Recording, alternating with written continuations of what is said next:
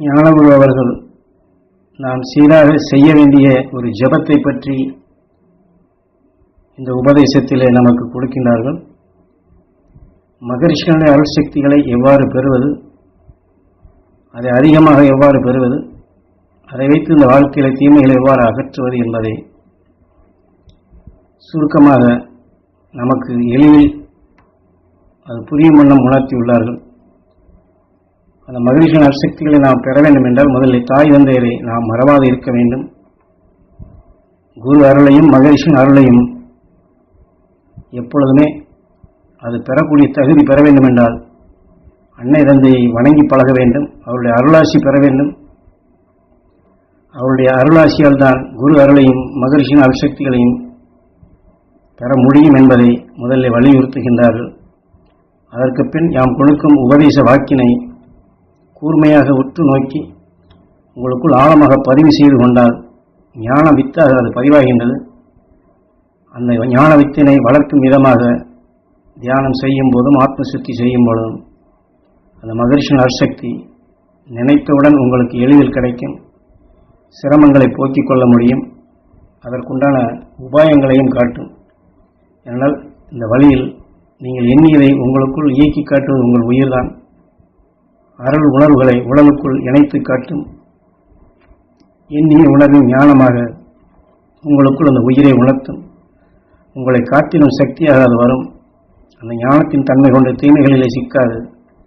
உங்கள் எண்ணம் உங்களை காக்கும் என்று உணர்த்துகின்றார்.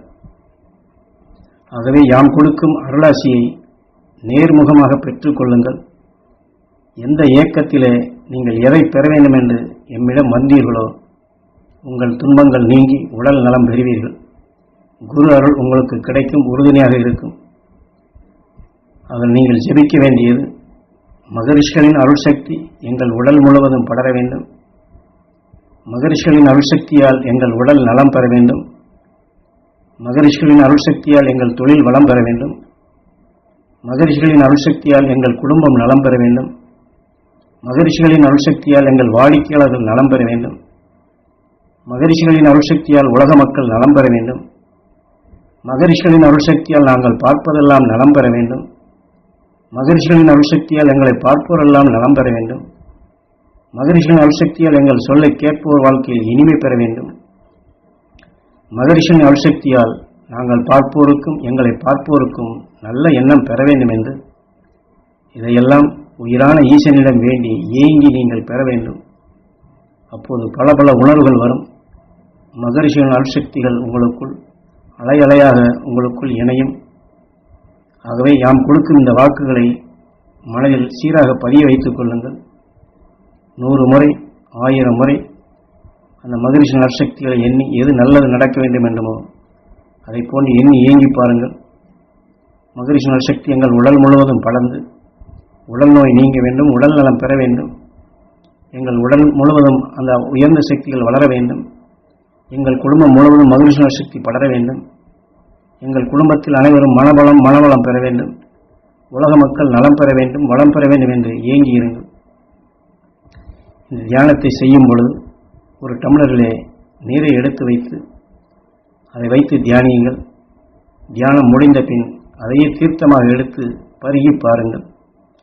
நோய் இருந்தால் அதற்குண்டான மருந்தையும் அருகிலே வைத்து தியானித்த பின் அதை உட்கொள்ளுங்கள்.